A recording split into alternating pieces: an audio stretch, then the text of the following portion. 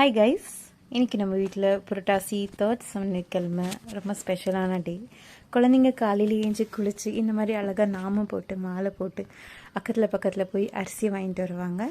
அந்த அரிசியில் தான் நாங்கள் பொங்க வைப்போம்.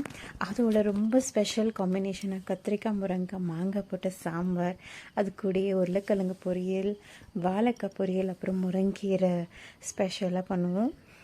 கூடயே ரொம்ப ஹெல்த்தியான ஜவ்வரிசி பாயசம், கூட ரொம்ப கிறிஸ்பியான கடலைப்பருப்பு வடை, உள்ளே ஒரு படியல் போட்டு அதே மாதிரி வெளியும் ஒரு படியல் போடுவோம். அந்த படியல் அங்கத்துலேருந்து கோவிந்தா போட்டு வீட்டுக்குள்ளே 7 கற்பூரத்தை ஏற்றி வைப்போம்.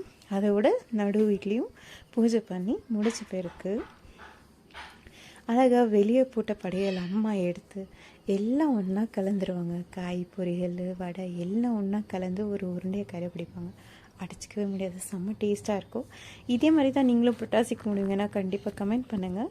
இந்த வீடியோ பிடிச்சிருந்தால் லைக் பண்ணுங்கள், சப்ஸ்கிரைப் பண்ணுங்கள். தேங்க்யூ.